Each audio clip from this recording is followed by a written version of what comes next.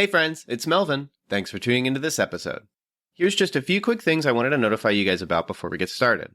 First up, very soon, new episodes will be releasing Wednesday mornings rather than Tuesday. So don't panic if you don't see a new episode on Tuesday. Just wait a little longer and you'll see it in your feed. Second, we've introduced a mailbag. Check those show notes and toward the bottom you'll see a mailbag link. You'll then be able to text us any questions you might have about movies, the movie industry, or any movie/Christian related questions you might have. Then we'll respond in a future episode, so send us your questions now.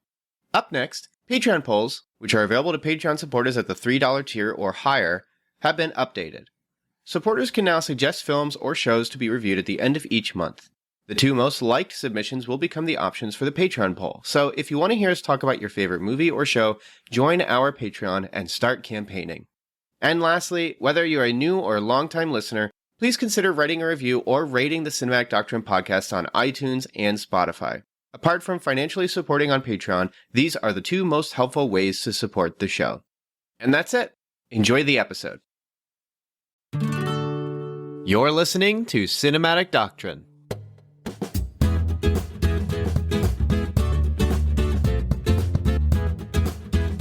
I guess you probably do need to touch grass. You need to lay down in the grass and chill out. What are you podcasting for right now? You need to go chill. Hey, you just pressed play on this episode. We spent 40-some minutes talking about Thor, Love and Thunder, Metallica, Guitar Hero, Rock Band. It all makes sense if you're a believer of string theory. And Thor has Guns N' Roses. Guns N' Roses has some songs in Rock Band, Metallica, Stranger Things. It's all there. It's all pop culture. Guns N' Roses, some songs. Metallica, some songs. At all. Movies have songs. What's your favorite Metallica album, Melvin? It was Death Magnetic for a while, but I really do like. And then it was Ride the Lightning for a while, but I don't know. I'd have to go back and really tune into them.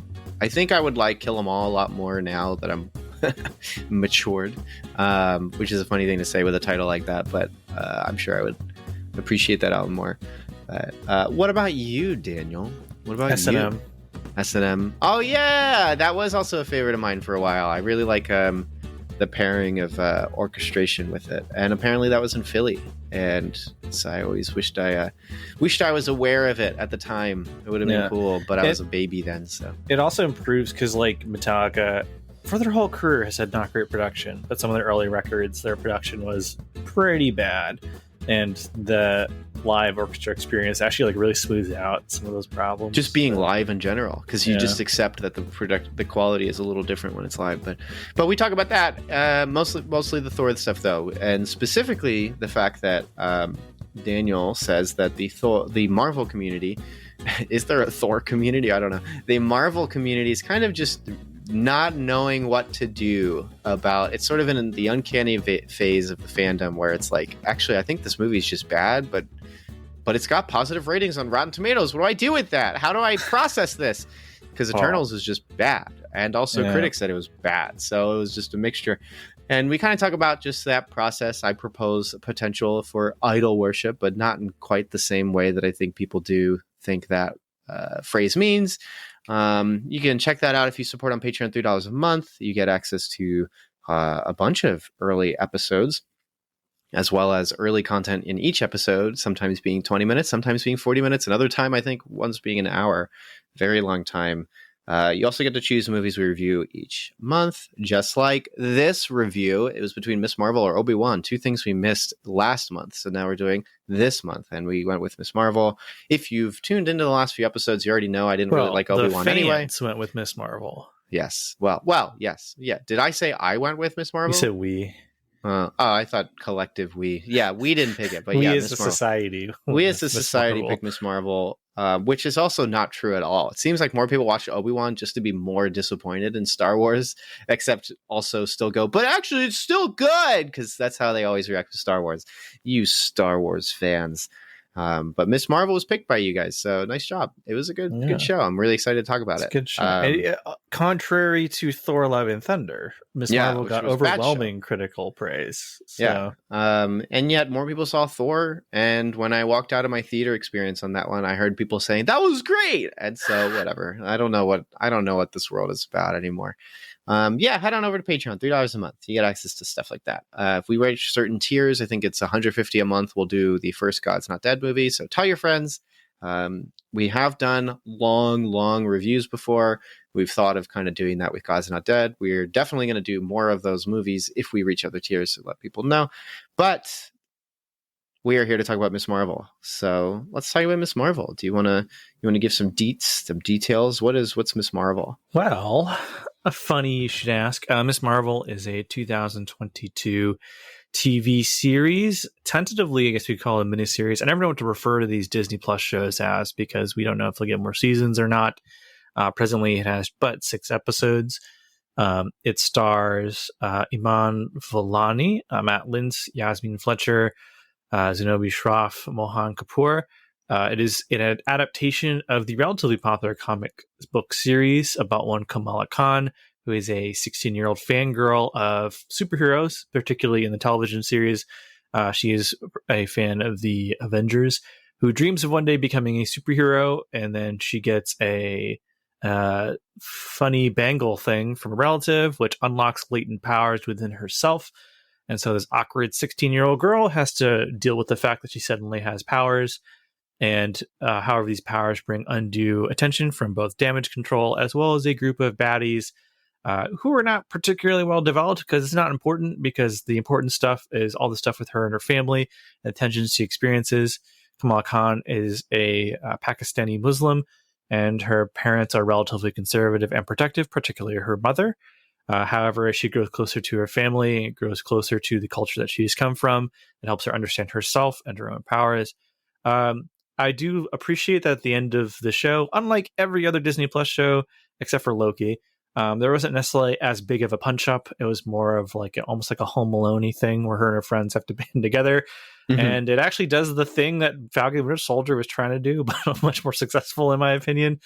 But all of that stuff, the focus is on Kamala Khan, who is just a very charming character, charmingly played by Iman Vellani.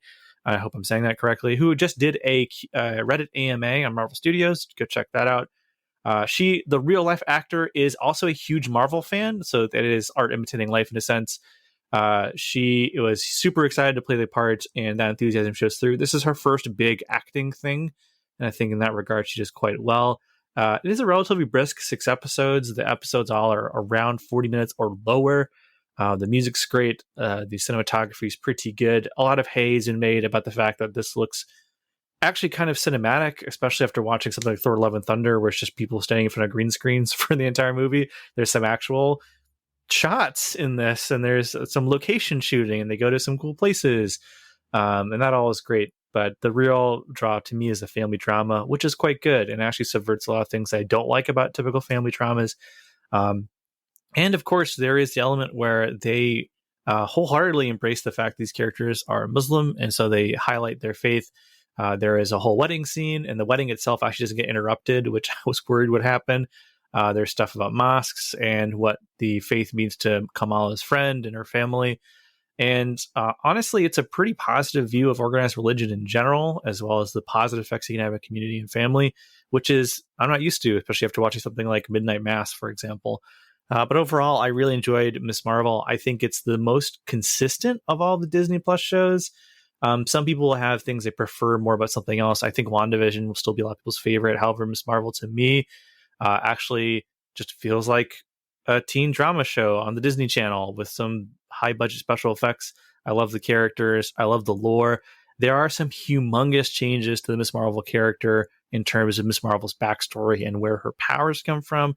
There is a particularly big spoiler at the end of this, which I'm sure we'll get to. And it's the only thing people are really talking about of the show because that's how nerds are. But overall, I really enjoyed Miss Marvel. It's right up there in my top 3. We'll see how Loki season 2 goes, but I quite enjoyed Miss Marvel. What did you think, Melvin? Well, first off, let's get into some deep lore.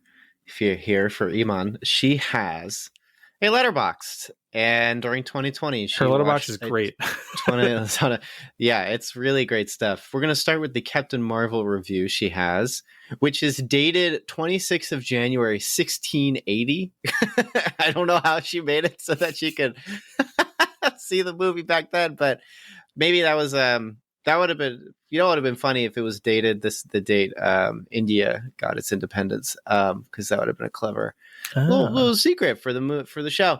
If you watched it, which it seems like only you and I watched it, but and critics, I guess. But her Captain Marvel review is a 4 out of 10. These stars are not for Brie Larson. I will sacrifice my own life for Brie Larson. So it's funny to think that her character is supposed to love Captain Marvel, but that in real life, she's like, this is boring. She's getting deep into character. Yes, yeah. Spider-Man 3, 9 out of 10. This is so unironically great. Of course, she is correct on that one. I think that movie's really and fun. how, yeah. Yeah, Tenet, 6 out of 10. Okay, now explain it like I'm a child. Fantastic Four, Rise of Silver Surfer, same score as Captain Marvel, 4 out of 10. Don't be shy, show Galactus. Star Wars, The Rise of Skywalker, 5 out of 10. She said Galactus was the one character she wished she could play in the MCU. Really? Yeah. Why not? Whatever. Does Ken Galactus shapeshift for any reason? Just let her do that. But I mean... Let her motion cap it. I guess they could Galactus in Rise of Silver Surfer is just a giant cloud, so I guess it wouldn't be the weirdest thing to do with the character. But Star Wars Rise of Skywalker, 5 out of 10, so higher than Captain Marvel and Fantastic Four 2. Does being dead mean nothing? ? That's a good one.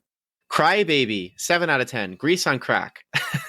That's a pretty good one. That's not a bad rating for Crybaby. I'm going to be real with you. The Founder, 6 out of 10. First half made me want McDonald's. The movie has finished, and I no longer want McDonald's. Hashtag F Ray Kroc. El Camino, Breaking Bad movie, 8 out of 10. Closure. That's a good one. Come and See, 10 out of 10. Oh my gosh. Yeah. Certified Kino lover. Best war movie ever made. Movie 43, half star. What a waste of Uma Thurman. Contagion, 7 out of 10, 17th of March, 2020. LOL. That's pretty bad. What are other movies she has rated and liked, Melvin? Harriet, 5 out of 10. Cynthia was good. Too bad the movie wasn't. Ooh, good one. That's also true. Melvin, wow, she didn't like I Don't Feel at Home in This World Anymore. That's a good one. She gave it 5 out of 10. Frodo, This Ain't It. Dang it. What is wrong with you? That's a good one. you read like 100 reviews you agree with, like yeah, and then one review you don't. You're like, she doesn't know what she's talking about. I don't know why the Kissing Booth 2 half star. I've read better Wattpad stories. The Kissing Booth with Fred movies are so funny. They're so great. 100% great to binge. I'm gonna guess you like Miss Marvel if you just if you're willing to just go into her. I don't know why she hasn't updated. The last thing she watched was Lady Bird. She didn't even see Captain Marvel in theaters.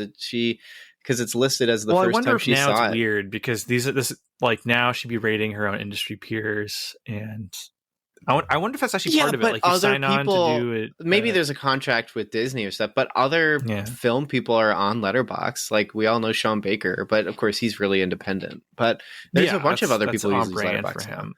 Yeah, and I don't think he's posted in a while on Letterboxd. But let me check out her watch list. What is she trying to see? What is she seeing?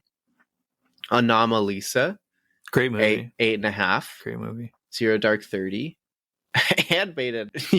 you're 16. Holy crap!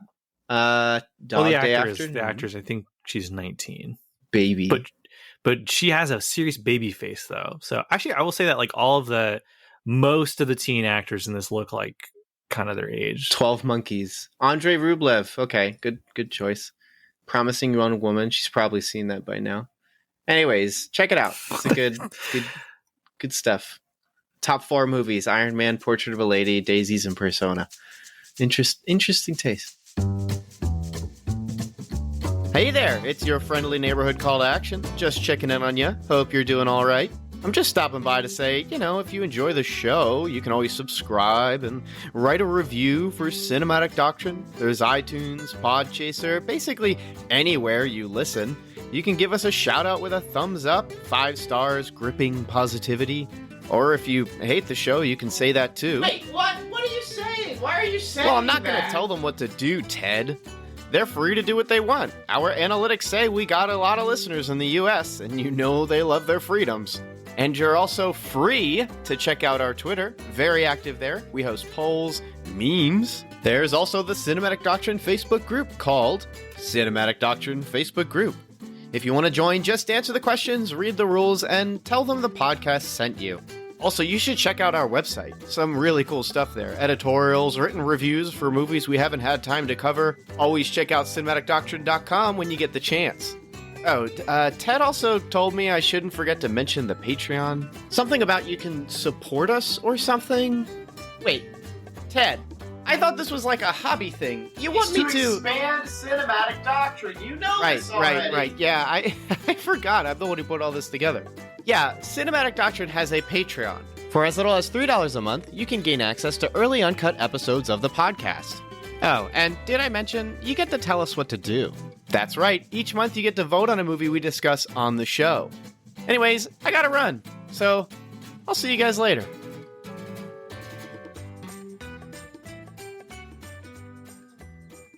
So what did you think of Miss Marvel, Mel? Miss Marvel's pretty good. Miss Marvel's first episode is excellent. It has, you briefly talked about this, but it has a cinematic profile. Yeah. It has a cinematic profile that's really good. It's eclectic and colorful. I liked it. It's shot on location, which is really wonderful. And but it also speaks to when it's not shot on location and it looks like they're just on a map from Call of Duty. I'm sure you know when that is, but it's pretty noticeable. When I thought that during the show, watching the show last night, I said, I can't forget that one. That's a good one. You got to keep it. You got to say it in the episode. But yeah, it's good. I like that it's shot on location. It feels real and authentic. We'll no doubt talk about the powers, but I think that the choice of using her powers the way they did was a good middle ground between horrible enslavement of CGI workers, not having to just desperately try and not make things uncanny, although that would have been fun. So in the comics, her powers are stretchiness. If you played the Avengers video game, she is stretchy, which just aesthetically is a cool power. And I know that you have Mr. Fantastic, and I know that you have Ant-Man. So you've you've already had these characters that can do these powers, but there's something fun about the narrative aesthetic of a teenage girl growing up, then getting weird stretchy powers. Because I'm sure that's just what it feels like being a teenager, getting bigger anyway. Is you just feel weird. You're not only is your body changing, you're now becoming conscientious of your identity, which means you're now aware of your body changing, which is the worst combination. Thanks God. It's terrible. And so not having just changing powers is disappointment, but I did like the visuals of the powers. I thought they were kind of neat. I like that it kind of went in with the aesthetic of the poppy brightness of the show. I thought just embracing the fact that it's there's sort of this parody between good CG and not good CG, but it's a spectrum where in the middle is bad CG. On the right is really good, perfect CG. So you could say Avatar. And on the left is purposely cartoonish CG that equally looks as good. And that would be Scott Pilgrim. And I feel like this was closer to the Scott Pilgrim side for its CG most of the time, except for some of the parts where they're trying to make it cool that she's running around in the city and they just show her feet because the rest of her body probably looks like an unfinished PS2 character model. It's weird. But what a surprise. We could talk briefly about the CG enslavement going on right now with Disney, which is pretty bad, which for some reason people are worried about the Don't Say Gay bill, or I guess that's really old. That's really, that's dated even for now, but no one is talking about the horrible treatment of the workers for this. I don't understand. There's been some hate. There's been there's been articles put out about it. And I am a Christian and justice is important to me, and I have standards, and I must say that this thing that is not real, I want DeSantis to put laws and restrictions on, but this thing that is real, that is making people break down in the office and quitting their passions and jobs and making them question why they went to college and education, I'm sleep. I'm sleep about it. Well, I don't know what think- that is. Yeah, I think in general, like, I don't know. Should we even what talk this about says it? about- Well, is this wrong? Maybe we're misguided. Maybe we're wrong, Dan. Maybe the things we worry about is not important. Maybe God doesn't care about that. That's what we should. I'll write that article. That's what's going to be next. That's what's going to be next on the SynDoc website. Oh, did you know, guys, listeners, we have articles on the website. Go check them out. So, Dan, what do you think about what I just said? Which part? It's just bizarre, like weird. I moment. like to read New York Times. I like to read articles. You're trying to sound smart, right? I like to. No, I just. I have many leather-bound books. No, I have several commentaries. I take photos with them next to coffee and headphones. I put them on Instagram. No, I was just going to say that I do all these things, and in contrast, Daniel's like, I never want to talk about these things. Daniel's like, I'm not interested in that. We're like, it's a good contrast between you and me. I think those things are important. Well, like, I deal with like real life stuff all the time in my real life. Like, right. So the podcast is like, can we just talk about movies, Melvin? Yeah. But I don't know how we can talk about Miss Marvel without talking about those things, but we'll talk about it when we get there. But anyways, yes, Miss Marvel, I do enjoy Miss Marvel. It was very good. It was very fun. The character is really enjoyable. I love the family stuff. You had texted me, or maybe you talked to me before an episode a while ago, but you said you felt that Miss Marvel has some of the best representation of a religious family as of late. And it's unfortunate that a lot of people aren't watching it, including probably Christians, because they're uncomfortable about Islam.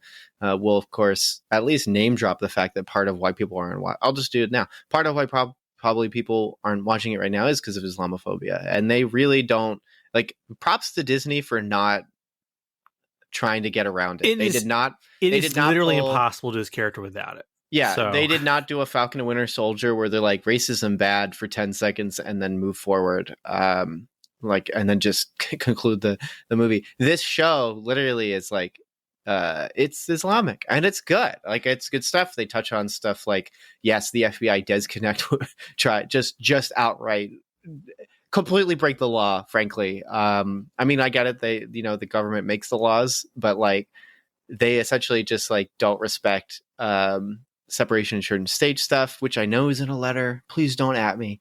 But there is a precedent that's set, and precedent is important. But of course, if you look at the Supreme Court, precedent isn't really a thing that anyone cares about.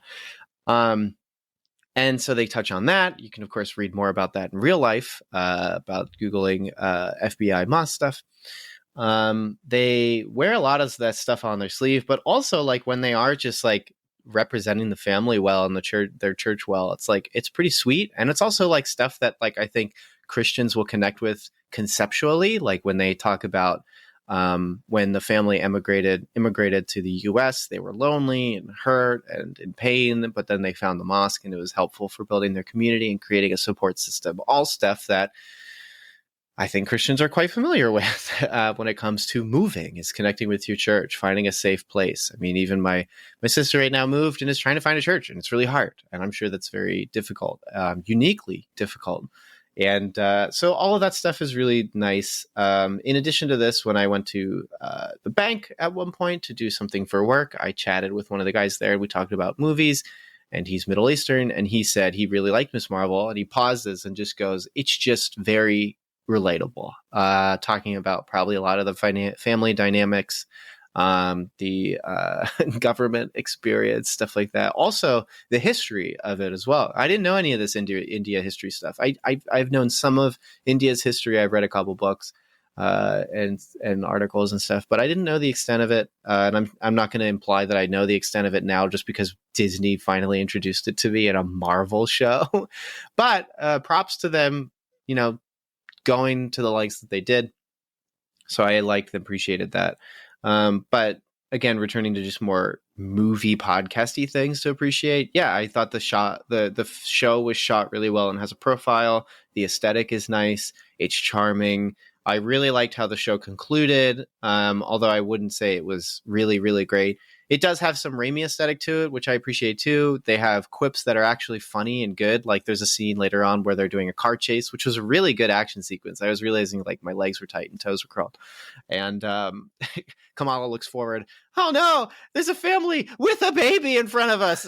And it's just like the perfect, like clever, kind of moments that are just like silly, really silly stuff. And so, yeah, good show. I thought it was really fun, and I was glad to binge it because I had not watched it either. I watched the first episode and then was so busy checking out Stranger Things and a bunch of other stuff. Miss Marvel definitely came out during a time where, and I don't know, it seems like that Disney kept their shows pretty staggered, right? Like it was 6 weeks of a Marvel show and then 6 weeks of a Star Wars show and then 6 weeks of something else. And then they would stagger it. But this was like the first time where it was like a Marvel show and a Star Wars show dropped at like the same time. I guess. Yeah, that was the one. Was Book of Boba Fett and Hawkeye the same time? I don't think they were. I think Book of Boba Fett started right after Hawkeye.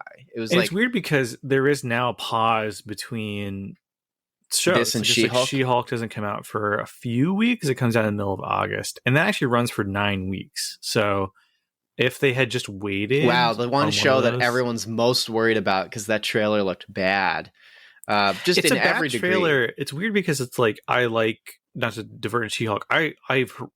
Some of the people announced as working on the show, like Dana Schwartz is a writer. I love Dana Schwartz. For those who haven't listened to the Noble Blood podcast or read her books, and She-Hulk is one of the more well-known characters they've adapted. Also, she's cool. Like all these characters they're introducing are cool. But like she's just is She-Hulk while a lawyer. Like that's a fun premise for a show, you know. And the fact it's like been announced to be it's a 30-minute procedural show is what they released announced. Who knows what the actual thing will be? But like the idea of like a 30-minute, like this could have aired on NBC, like between 30 Rock and The Office, you know, like that sounds really appealing. And then that trailer is just really bad. Extremely bad.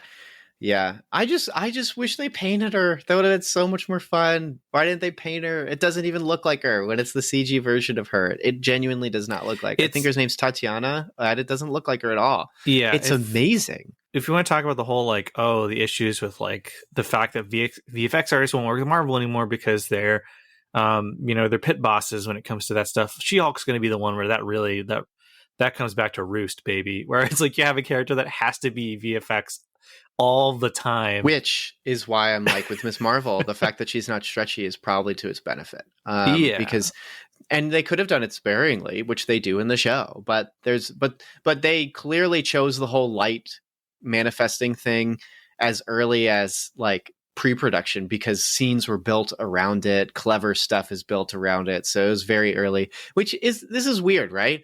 I mean, we're about to see Gotham Knights get released, and they do the same thing with Red Hood, where it's just like, oh, now he just can walk on the sky. You're talking about the show or the video game? The game. Okay.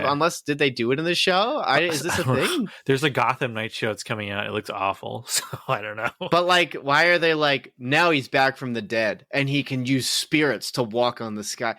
What? This is weird. What was wrong with repelling? I like repelling. Feels like a Super Mario 2 situation again, where they just reskinned a different game with Batman stuff. Like that's what it kind of feels like.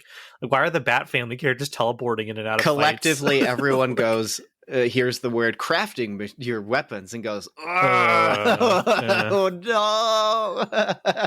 I just wanted Arkham Origins too. I do want to play it, but I don't want to. I'm not going to pre-order it. I'm not going to. Anyways, so but the most unfocused episode. It's really bizarre. It's really bizarre that just seems to be the thing where it's like we got to give some powers. They could just walk on hardlight. That's neat, right, guys? No, it's not really that neat. They do have like her light powers look kind of like the embiggening powers in the comics as the show goes on, where she like extends out a big hand or something. It seems like they're trying to split the difference. I have a solution for this. Somehow the device, the bangle, and her get united, and she changes, and she can stretch and do some powers. Bangle. But she loses the sense of she can't do the light stuff. So you get to have some cool drama of her learning her powers again and walking around. And even when I told my boss about it, I was like, yeah, there's panels where she's just walking over buildings and that the rest of her body's normal. And he's like, that sounds awesome. Like, that's so cool. And then Catherine's telling me, like, it's great because it's a good joke on the proportions of women in comics, where it's like the boob butt pose, except one leg is massive and she's just stepping over something else. And so the one leg's tiny and then her other arm is big. And it's like, that's really funny, like really good stuff. And to do that in a show would be really funny. Yeah. And but it's like the CG for that would be so hard. It'd be astronomically expensive too. Because probably. She doesn't have, like, the reason it works with Ant-Man is because he's in a suit of armor. So it's just Master Chief is big. Okay, cool. Like, and it looks cool because making metal look real when it's CG, they've done it since 2009 with Transformers, so it's fine. But like the human body, it's just gonna look really weird. But whatever. And like I also think that, and I believe the creator spoke about this a little bit, but like part of it specifically, it's like you talk about awkward teenager, and the thing you feel most awkward about is like your body. It's your body. And so like the idea really that cool. Like her powers are her body going out of control. Like that writes itself. Like that's really great, easy teen drama. And if this was a more traditional show where you just had like multiple 22 episode seasons, you can get a lot of mileage out of just like she's going to school, but like one of her arms is like dragging on the ground. She's trying to hide it from her friends. Like that kind of stuff would be really great, right? Mm-hmm. And then just like to get rid of all of that for something that's easier on the special effects budget and probably easier to do and easier to shoot around too, because you just have her like go with her hand, and then later someone just throws it in there, as opposed to like having to write a scene around the fact that all of her limbs are like everywhere. Like I get all that, but it is kind of a shame. But also for me, like some people right out the gate, they refuse to watch the show because of that. They ruin the character. I get it. Like I completely understand it, but it's a shame because you are missing out on stuff. But it is testament to the importance of early decision making and how something like that can break it.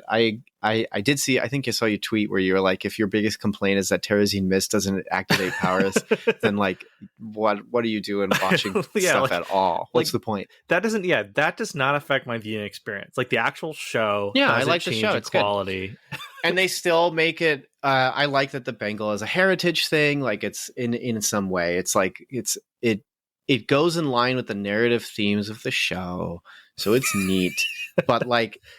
But there is something cool about stretchy powers that really is lost. And like, I don't know, I find stuff like, I find silly things fun. I have a friend who didn't like Doctor Strange because she felt that the suit at the end was stupid, like the zombie suit. He's like, it looks so bad. He didn't like other things about the movie, but he's like, it looks so bad. I was like, what? No, it's great. It's super fun. Zombie Strange is really cool. And it looks great also, like, so he's bona fide wrong. But like Miss Marvel being stretchy and weird would look really silly and probably put certain people off if they weren't already accustomed to the character. But for us, would have been really cool. And one of the coolest shots is at the end when she's just kind of doing the stretchy powers, but kind of for no reason. Like, if you have light powers, there's kind of no reason. She's not just shooting lasers, but just decides to stretch. Where it's like she's a 16-year-old girl who's just compulsively using a power to save people. Like that stuff doesn't really bother me. And I like the idea that it's like, it's not like she's trained. Like she's just like, I'll just be bigger. Like that's kind of fun. But all that to say is, to end my part of this episode of your question, I like the show. It's good. I don't know if I'll rewatch it. There's a lot of stuff to like. I do think it runs out of steam towards the end, but it's not as bad as Falcon and Winter Soldier, where it's genuinely out of steam and too long too. That was way too long. But this show is just the right length. It is creative. It is fun. It has deep characters. It has something I like that the Marvel Netflix shows do that none of the other shows seem to do, which is just have extra characters living their life. I like that the one woman is trying to be on the board of the mosque. I think that's just a nice additional story to have. And they use it as drama too, because she doesn't know if she's going to tell her that she's the superhero. Kamala doesn't know if she's going to say she's the superhero, and then finds out that, you know, the FBI is investigating, or damage control is investigating the mosque. So she's like, there's drama there. Oh, that's good. Like, I want more of that. I want a place to feel more real. We were talking about how it's kind of like Karen Page becoming a journalist. Like that's her that's her story arc. Cool. I like it. And seeing how it weaves into the main plot line is really appreciated. And the family dynamics are great. We'll probably talk a little bit more about that, but yeah, like, I mean, it's good to talk about the family. Like, it starts off really great where her parents don't want her going to Avenger Con, which people point out it's kind of a weird premise. Like I get that, like from our perspective, they're obviously riffing on the whole like Comic Con thing. What would Comic Con look like in the MCU? But people point out it's like, why are people dressed like Loki? Like to them, they don't know his whole redemption arc thing in the Loki show or whatever. To them, he's just the guy who destroyed New York. That'd be like if you had like people dressed like, you know, Osama bin Laden at like Comic Con. Like that's weird. Or like there's also people just know things that they shouldn't, which they cover up by saying like, oh, a SHIELD agent was at the fight in Wakanda with Thanos and wrote it all down. And also, well, I mean, that Scott was sort Lang of has a podcast that people listen to, which is that's a fun like my detail. thing with why do people know Iron Man's even dead at this point? Like, did they just put out a press release? We're sorry to say, but Iron Man died in the fight against Thanos. Well, like he died saving the world. I would mention that to people if I was like, sure, someone. But like stuff like that throughout the whole series is kind of like curious. Like, is this a thing? Because it sounds like specifically because of Tony Stark, the Avengers became like an icon of that would have like press and marketing, like not like the boys or anything, but like that kind of idea. I mean, could they hide it? Like, would it even be possible for the world not to know that Tony Stark, one of the most famous people in the world in the MCU for a variety of reasons, is just dead? I don't know. People still think Tupac's alive. So yeah, but like mostly as a joke. Like, yeah, I know. Yeah, Paul Walker and Tupac are hanging out on an island. Yeah, and they're actually gay. I don't know, something really stupid, but yeah. Yeah, I'm sure that's on the National Enquirer somewhere. Or Alex Jones next episode's like, I got a hot tip for everyone. Yeah, do the rumor come out? Is Bruno Mars is gay? It's the same publication as that. Yeah, it's I don't know. It's curious stuff, and I never thought about that with AvengerCon, but it's a fun detail. But like, so like, but her parents don't want her to go there, partially because they don't want her dressed in a skimpy Whoever outfit. posted that thread on Reddit is the same person who says Phase 4 is actually good. Like they're thinking way too deep about it. Like the fun of Miss Marvel is that she's you. She's not Gwenpool tier you, but she is you. Missing the point. Yeah, and then she gets superpowers. She's making her little YouTube videos for the amount of viewers. It's like Shazam. You know, it's this shows Shazam, but we'll know they've really reached it when they get Gwenpool. So that'll be really fun. I like our Gwenpool pitch personally, but so her family doesn't want her to go to AvengerCon in a skimpy outfit. So there's this wonderful scene where her mom makes her a little Hulk outfit, and her dad is already dressed like the Hulk, and he's like fully painted himself green, which I first thought was like, man, he painted himself green just to make his daughter happy. Step up above She-Hulk. It's pretty good. Yeah. Yeah, I don't know why people complain about CGI. I look great in that scene. But like Kamala is understandably mortified by the premise that she has to go to AvengerCon with her dad dressed as a non-existent tiny Hulk character. And it's just wonderful where it fully illustrates both the full anxiety of being a teenager, but also the ability that teenagers don't understand how much effort their parents put into like being was there really for sweet. them. It's a great moment. And that's like kind of like the running thing where they do a great job of balancing both. Her mom obviously doesn't want Kamala to do things that reasonably most parents would not want their kid to do. Maybe a little overprotective in some regards, but for the most part, pretty normal. But they never make her mom feel like a caricature. Like her mom and dad fully feel like real parents the whole time, which is difficult to pull off, especially for a show like this. Because most people who write probably for Hollywood are cynical about parents. Or they said never make it in Hollywood. Look at me now, you know. Yeah, so now every character they write is like horrible. You'll never write for NCIS, you know, whatever. It's just like I'm writing for them now. And then as the relationship develops throughout the show, like as her mom opens up more, and as she starts to realize that Kamala obviously is a superhero when they go back to where her grandmother lives and all that stuff, like that's all really great. And like by the end, like I'll just again in some minor spoilers for the show, they actually explain where she gets her suit and when she gets her name, and they both are given to her by her parents.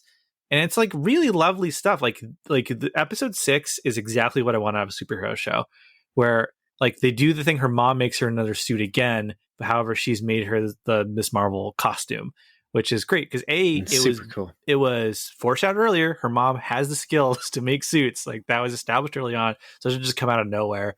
Which some shows, like Arrowverse shows, will do that. Where like, oh, I made you something, and it's like a perfectly built superhero suit. Like, So they do like, which I love that. I love when they do that with like. Do you think there will be a team up show where it's Melvin from Daredevil and Melvin Pie, Kamala's mom? They should do make they should do a thing where like the new Avengers headquarters, like they just have like a soup making area, and it's like Melvin Potter and Kamala's mom. That'd be so great. Good.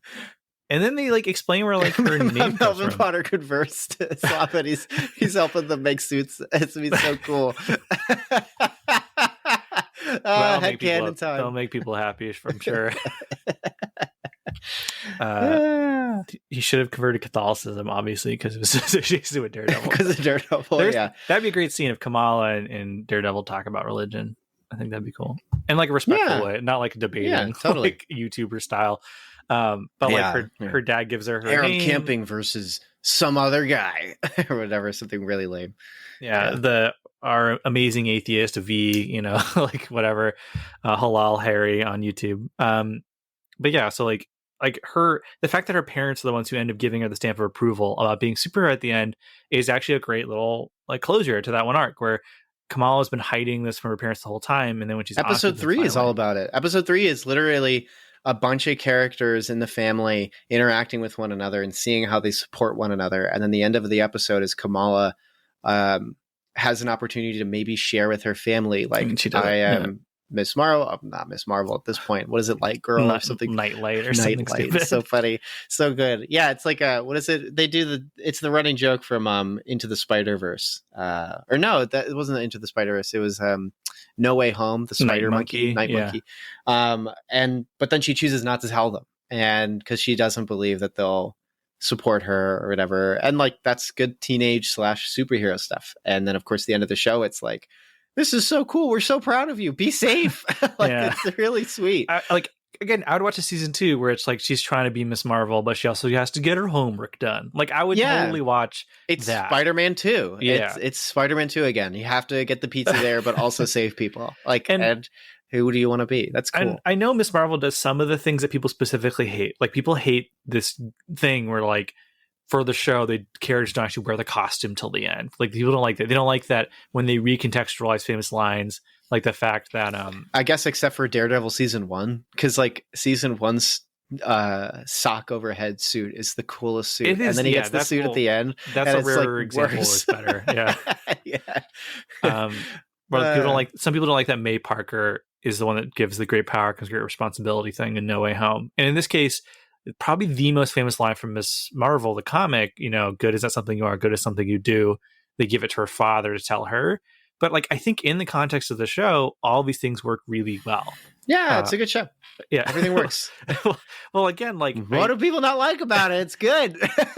Come on, guys. I do check it out. So, like, looking at responses online, I do think, and like, the fact that we're not really talking much about the plot, I think, shows that like the actual narrative structure of the show isn't particularly that great. Like the clandestine, who are a minor character in the comics and not bad guys in the comics, show up as the villains, and it's not important because they all die by the end of the show anyway, so it doesn't matter. And it's lame. Like that's like the worst part of the show. They are terrible as villains. They have very flimsy motivation. I thought they were cool as so to briefly brief, and I will keep it brief this time. To briefly talk about them, I liked the idea of them being like this a classic loss of agency horror figure. So like the kind of character where like say a spirit comes up, I need some help, person helps them, you helped me wrong, now I kill you. Why isn't anyone helping me? And then they repeat it, they keep doing that. So it's like the genie in the bottle thing where you ask for a wish but they give you a contrast, and there's no way to get out of it. So like, help us find this bangle. Oh, you lied to us, I kill you now. I can't find the bangle. And they keep doing that over and over. And I was like, that's a really cool villain idea, like this group of people that like con you into doing things for them, and then but they'll never reach it. And so it's this perpetual, over hundreds of years, this is how they've lived in existence. And then one of them breaks off, which is Kamran. And I think that's pretty cool, except he's actually just a new person. He's just 17. Okay, sure. Oh, thank goodness. But then, the conclusion to that story is, yes, Kamala, you are right. I will close the portal. And then just does. Okay. Fine. And okay, they weren't important to the plot line, so that's fine. And we have to get them out of the way. They were a plot device. But I don't know. Once I started to warm up to that, I like that concept. It really feels like they just needed a villain to fill that role. But there is some cool stuff. Like, I like that they use them to introduce the Red Dagger, who is a character from Miss Marvel comics. I just like ninja assassin type characters in general. So the fact it's just a guy with a handkerchief and he throws knives. I'll always like that character. When she's like, we have when he says, I have a contact in New York to get you to the pier, I was like, oh my gosh, Stick is alive. And then I was like, oh no, Stick would kill him.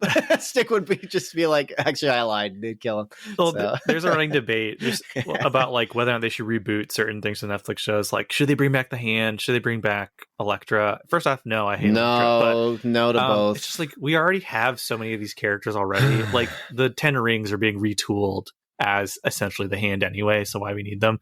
But yeah, so like I appreciate that they help push the plot along. But yeah, it is the weakest thing in the show, and I think they knew that too, which is why they didn't bother developing them anyway, and why they just needed to get them out of the way. Like, you have one whole episode after they're essentially a climax of the story. Yeah, so. They were tooled to get Kamala to go to a flashback where Kamala goes back in time to see what happened to her great grandmother as Legend, because Legend has it that she was the first person to use the bangle and save them and help them to escape to Pakistan during the partition. And this was a pretty some people see this as the weakest episode. A lot of people like it. I think that the stuff in modern time was the weak part. Yes, the stuff in the past. I loved the flashback. I was like, this is the coolest part of the show. I thought it was great. Shockingly gripping drama for how quickly it comes up and is gone. Like, you're just like, oh, what will happen to her grandmother? She finds Mr. Perfect, and he's just so great. He's so good. And that stuff's great. And it's just there's very little about the show I don't like, and there's very little I think a lot of the criticisms I saw, like, it was pretty common for me to see people online complain about random things that would get shared around, like, oh, they changed her powers. Oh, look at this. Like, I can't believe they didn't have her say the line. Is it kind of like when people shared that Book of Boba Fett clip where it's just old man moves arms against stormtroopers, except actually this isn't the rest of the show kind of thing? Because in Book of Boba Fett, it was like that was the show. Or the thing where like the guy does that spinny move before shooting the gun. That was shared from Book of Boba Fett, I think. Was that a thing? I didn't see that one. That's pretty funny. But then I'd later see those accounts go, all right, time to watch Miss Marvel. Like, they hadn't even been watching the show. Like, wow. So I think it's in. But the big thing that comes out of the show, to stop bearing the lead, is that so in the comics, Miss Marvel is an Inhuman, which was a relatively unpopular comic book thing. Though the Inhumans have had a cult following for a while, and individual characters like Lockjaw and Black Bolt have been intermittently popular, with Miss Marvel being clearly the most popular Inhuman character. However, as some of you are aware, Inhumans were in fact already introduced in the MCU via Agents of S.H.I.E.L.D. and later their own miniseries, which is widely regarded, even now, as one of the worst things in the MCU. The Inhuman show, for those who have not watched it, I think it's worse than any of the movies. I think it's worse than Iron Fist. It's the worst thing. I should put it on the Patreon. We should try and pick it. We should talk about it before the end of the year. That should be a Patreon goal. Yeah. Okay. I'll put that as a Patreon goal. We'll update that. And it's just bad. So some people like lore enthusiasts were worried that they would effectively decanonize it by having Ms. Marvel be the first Inhuman or something, or having Black Bolt show up, or the royal family show up, which some people thought that Clandestine would end up being actually the royal family from the Inhumans or something. However, in the show, they just completely subvert that, where at the end, and the element that I don't think is great is the fact that it's like her friend was just studying her DNA in his apartment, I guess, and realized that there is a, quote, mutation in her gene. At which point they play the 97, the cartoon X-Men theme briefly, as she's like, I wonder what that is. Where, yes, apparently the bangle does help her give her powers, but what it does is it activates powers that are latent within her, which is apparently some sort of mutation. So Miss Marvel, Kamala Khan, is the first mutant in the MCU. So she is the first of potentially a future X-Men thingy. So obviously immediately there's tons of clickbait articles put out by, Screen Rant, comicbook.com, those types of sites saying like, what we know about the future of X-Men from Miss Marvel. which has become a kind of a controversial opinion. Now, the original creator of Kamala Khan has gone on record saying initially she wanted to make Kamala a mutant, and then was later told she couldn't for whatever reason. And the actor has gone and in the Reddit AMA mentioned that she is really cool with Kamala Khan being a mutant instead of inhuman. So all the people involved whose opinion does count don't seem to care much about this development. And of course, some people think it's really cool because they think any big reveal is cool. Some people hate it because they hate any change to the comics is the worst thing ever. And then it's preceded by a post-credit scene that I actually like the mid-credit scene quite a bit. But so, I mean, how do you feel about Kamala Khan being a mutant? No comment. I don't know anything. But I don't. Me spouting out things about politics and opinions. Me on comics. Yes. Truth. Yes. I don't mind. Kat told me that she said that like it was weird that they just decided like Kamala Khan has just been everything, like, and they just can't seem to make up their mind about what they want to do with her character. And she felt that a little bit with this. She is a Kamala Khan fan, likes Miss Marvel. And I'm actually looking at an action figure for her right now. She's so cool. Your wife? No, for Kamala Khan. It's got stretchy powers too. You can put on different arms that are like and legs that are like different sizes. It's pretty neat. Anyways, no, I don't have an action figure for my wife, but that'd be pretty funny. That'd be as lame as I don't know. It's not as like it's when in the office when Pam makes the comic book for her husband. It's just the bear man or whatever. I guess that's not lame. I don't know. I never really understood that one, but you just given me ideas for my anniversary this week, or I guess this week, last week for the episode. Cut to you just watching The Office by yourself. Yeah. Oh well.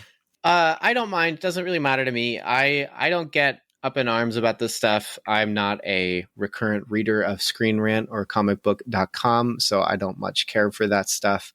I don't know. Yeah, we don't read super heavy comicbooknews.net or .biz yeah. to get you. I don't even write clickbaity stuff like that for the website. I just write interesting thoughts that I have that are not like that. I would not like to be a publication that every time a rumor come out, I just have to have like somebody write like 500 words about it so I can put 10 ads on the page. I think this is actually one of the things that frustrates me about Phase 4 is that when these shows or movies, which the shows have more or less been innocent except for Falcon, and even then I enjoyed watching Falcon until the last episode, but when the movies are just good movies on their own, I really have a good time. But when the movies aren't that good and yet they're still setting things up, which I still don't know where they're going, it's really not interesting to me. It's almost like it's harder to overlook the duds. It's like if it's more comic booky, frankly, it feels like Star Wars where it's just referencing other things. So like if you like Thor Love and Thunder, you probably liked it because it's got comic book stuff in it. But if you didn't like it, it's because it was a bad movie, and that's inherently natural to the fact that it's a bad movie. If you like Black Widow, you probably liked it because you like some of the comic booky stuff. But if you didn't like it, you probably didn't like it because it's also just a boring movie. If you like Shang-Chi, it's because it's a good movie, and also it's got good comic book stuff. But it still has a mural on the wall telling you what the plotline is. But still, it's I that's kind of what I feel. So like when it comes to like more comic booky stuff, I really don't care. I really do not care. But like when it's just a good thing on its own, that's pretty neat. And like, yeah, so I liked Miss Marvel almost because it was just like us. It could have stripped all of the other Marvel stuff out and just been Kamala Khan is the only superhero on the planet and is going to have the Spider-Man syndrome of like, I have to be the one to do all these crazy things. Like, because that's what I like. I made that joke about it in Thor, where like Spider-Man's cool in the Raimi movies, and I guess you could say the Amazing Spider-Man ones, because it's like he's the only hero. And so like when things happen in the world, it's like, is he responsible? Like, should he go do these things? Like, that's really neat. And I like that about Miss Marvel. So when we get to the end credits where it's like, maybe you're a mutant, I'm like, I sleep, whatever. Even the end credits thing, I really was like, whatever. Captain Marvel showing up for no reason again. I guess this is just a running joke. Okay. So I mean, I it is. really thought it. I think it sets up an interesting like idea for the Marvels. So the Marvels, for those who don't know, is Captain Marvel 2 is we worked into a movie that features Photon, Monica Rambeau from WandaVision, and Kamala Khan as well as Captain Marvel. So that like I'm already was like envisioning like the scenes where like, you know, first off, this sounds like a nightmare for Captain Marvel. She gets transported to some of the room. She looks around, it's just a bunch of Captain Marvel posters everywhere. And so she's just like, picturing like, did I end up in a Reddit mods room? You know? Yeah. And just like, and then I can't wait to see Brie Larson acting against Kamala's parents, who are confirmed to be in the movie. So that stuff seems really fun to me. But to briefly touch upon two things I really appreciate the show, like I mentioned, I think it's rare for shows to just unambiguously portray religion in any form as positive. And so, like, yeah, okay, it's not my religion. So. Even God's Not Dead isn't positive if you really want to get down to it. Well, for every religion, it's just like their faith brings them together, forms a community, and at the end, like it's her community that comes together to help rescue her from damage control. Enduring community, because like the community also has problems, like the gossip, the aunties, the Illuminantes, they're like, that's like horrible, like gossip is horrible, but they all just sort of accept it and like persevere and show grace to one another. It's so funny. And I saw Kamala pull the fire alarm. How do you know that's true? I heard she wears terrible outfits or whatever. I heard she failed her driver's test. Yeah, like just cannot resist. Great. And okay, it's not. It is what it gatherings. Is, it's really sweet. Like they do community building stuff. Like that's all really nice to have. If you switched out Islam for Christianity, this would be a very celebrated show. I mean, it's not a big hot take to be like Christians aren't a huge fan of something that's not Christian, like big. Okay. But I do think like at a surface level, like if we're just going broadly speaking, it is nice to see something that portrays religion as not inherently oppressive or inherently like mind controlly in nature. Like it was kind of nice to see something where it's just like, this is her, she goes to this religious service every week. Okay, she is her own independent, like thinking person, and she has like stuff on the wall. It says like my body, my choice.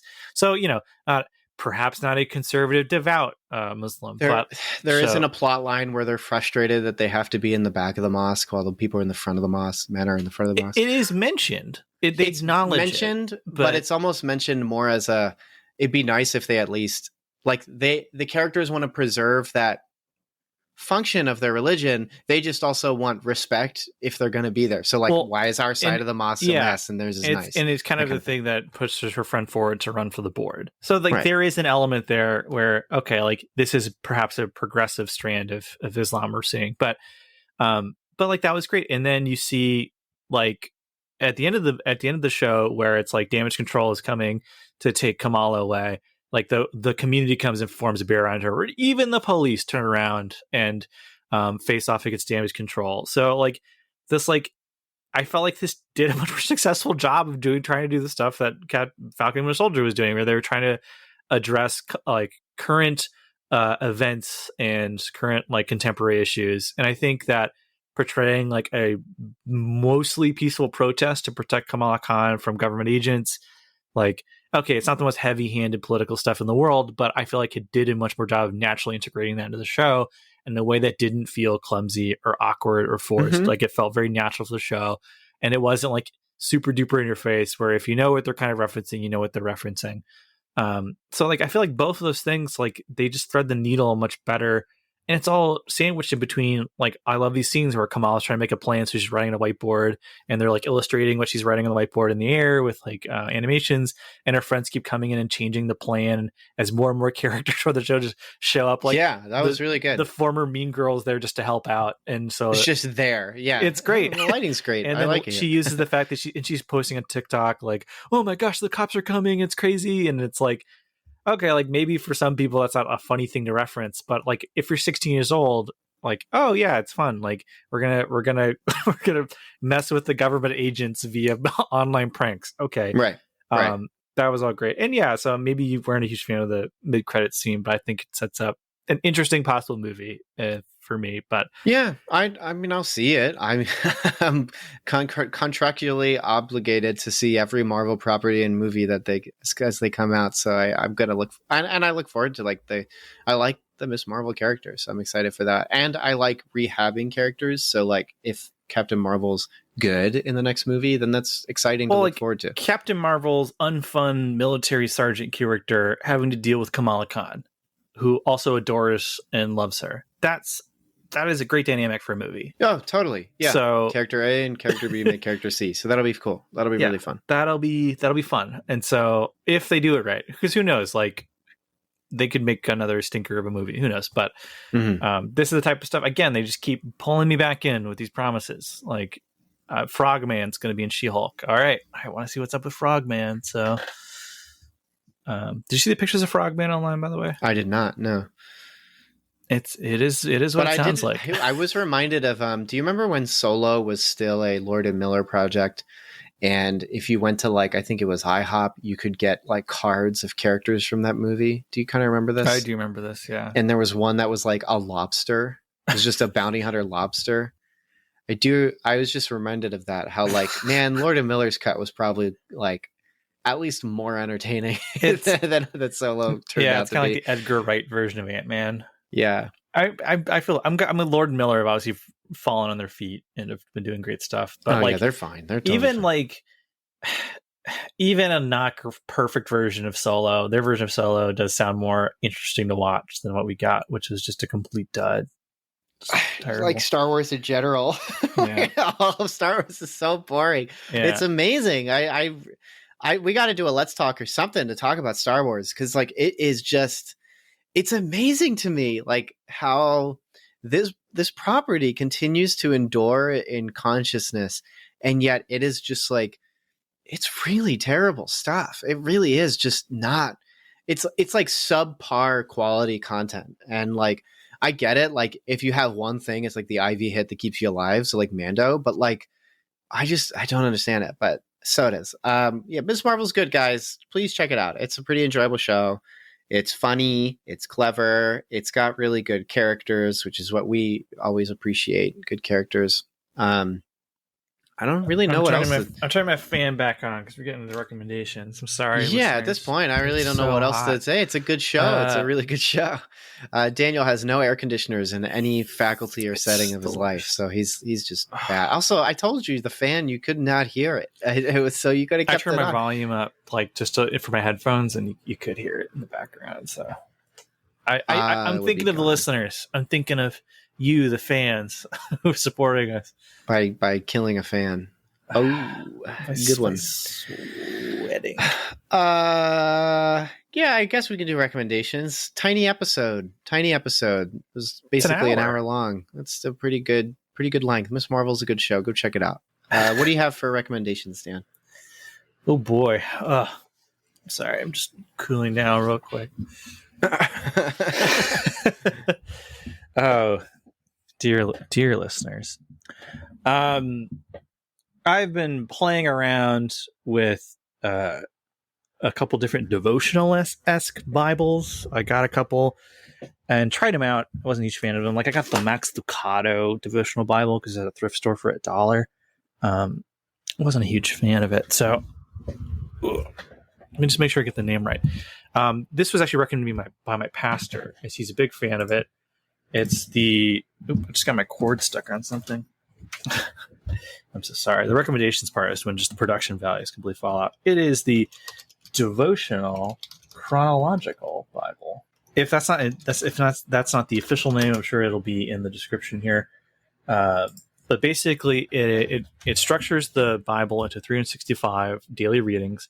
However, it is entirely chronological in nature. So, for example, as you're reading through some of the prophets or some of the judges or what have you, part of the daily reading will be the psalm that either they themselves would have been reading in that time, or perhaps they would have themselves have authored, as an example.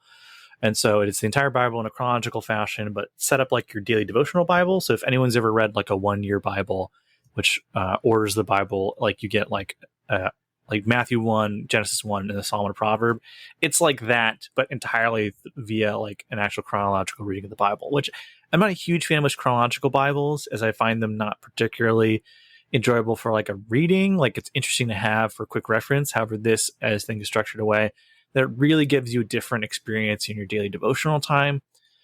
So like when David is in a bind, you'll read the particular psalm that he probably wrote in that moment in his life. Or when a prophet is lamenting to God, you'll read whatever the psalm or was that he would have read for comfort himself. And so it's just an interesting experience. And it's something, if you're looking at, if you've already done the 1-year Bible or the 2-year Bible, or you have, I already read Paul David Tripp's devotional, New Morning Mercies or whatever, this is a good one to give a go. At least try it out.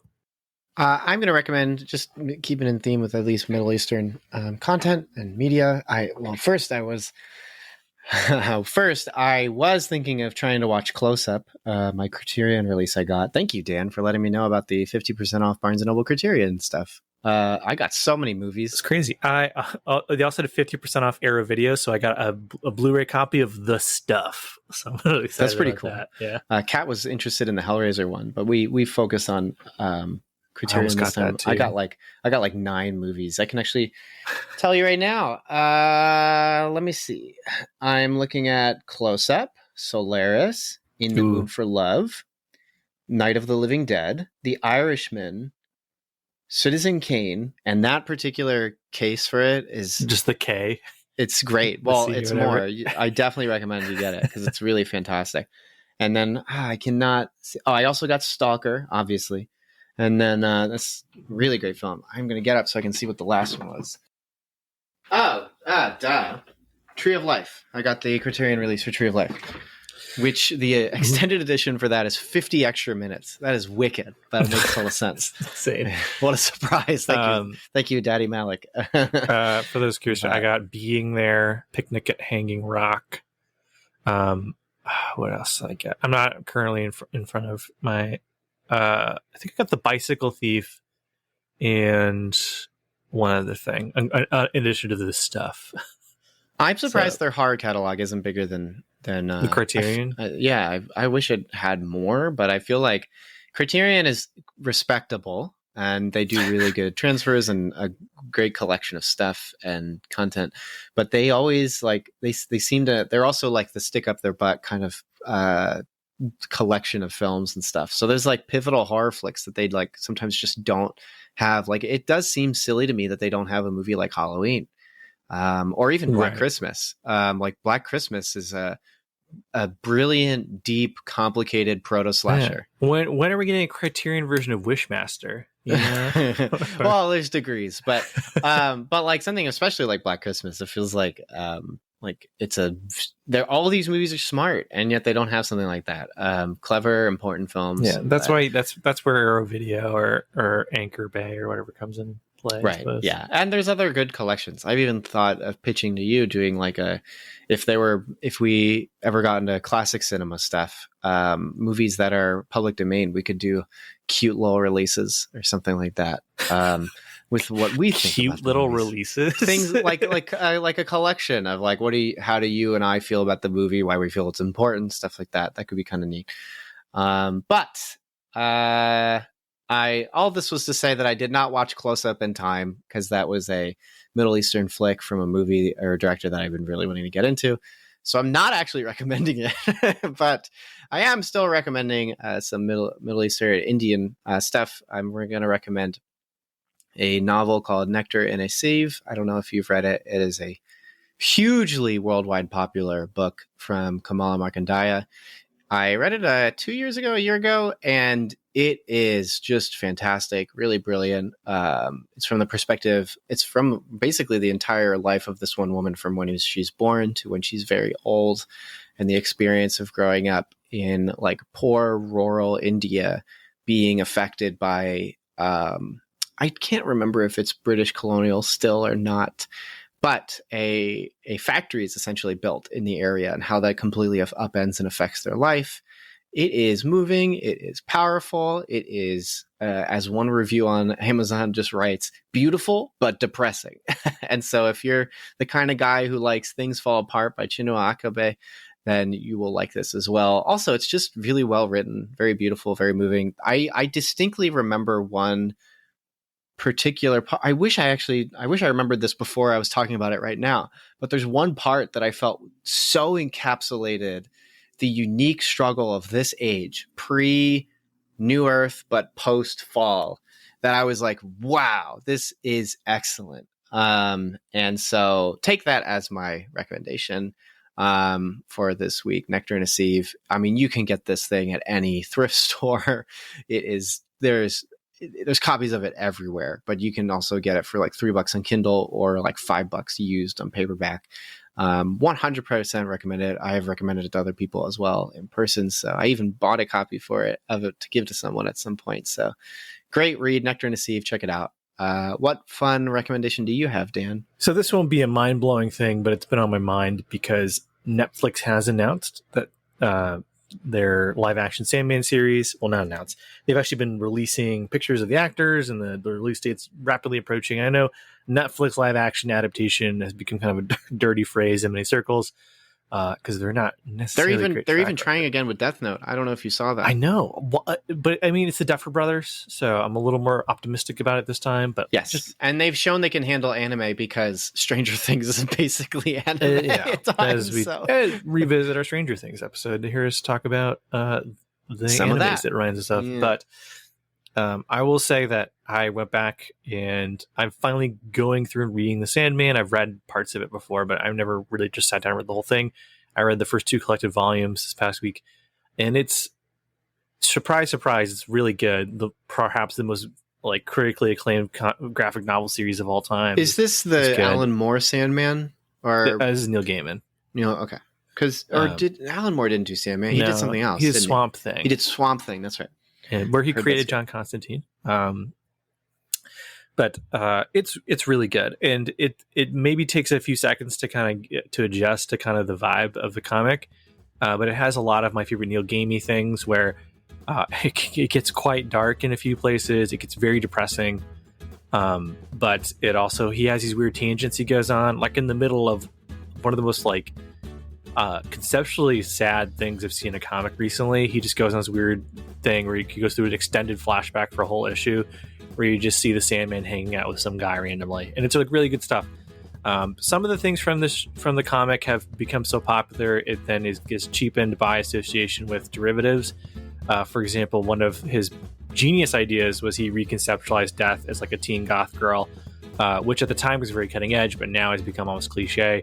So just keep in mind that some of these things that you hate because they're overdone, they get overdone because he popularized them. So, give him the benefit of the doubt there. But it's really good, and it goes in all kinds of different directions where the initial plot gets solved in the first volume, basically, and then it just keeps going. And it's really fascinating and interesting. It has a lyrical, poetic nature to it that I really enjoy.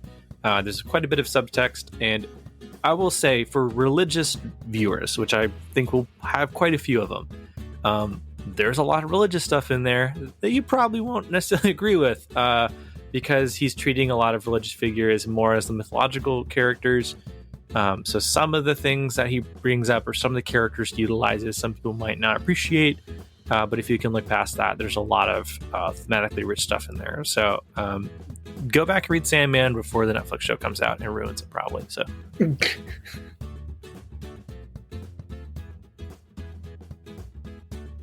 Thanks so much for checking out this episode of Cinematic Doctrine. If you enjoyed this episode, consider leaving a review and subscribing to the podcast. And as mentioned before, Cinematic Doctrine has a Patreon. For as little as $3 a month, you're opted into a once-a-month movie poll where you decide a movie we discuss on the podcast. There are other unique benefits that come with supporting the podcast, so be sure to check that out at patreon.com/Cinematic Doctrine. A special shout out to those who support at the Art House Theater tier on Patreon. Thank you so much, Mom, Dad, Melanie, Shirleyan, and Thomas. You guys are the best, and your continued monetary support is greatly appreciated. Until next time, stay cool. Want some Cinematic Doctrine swag? You're in luck. We've got 3-inch Cinematic Doctrine logo stickers exclusive for Patreon supporters. Perfect for your travel mug or laptop. Head over to patreon.com/Cinematic Doctrine, link in the show notes, and choose the independent theater tier. Doing so will net you other perks too. But let's be real, the podcast stickers are the coolest perk. So get yourself some podcast stickers by supporting on Patreon.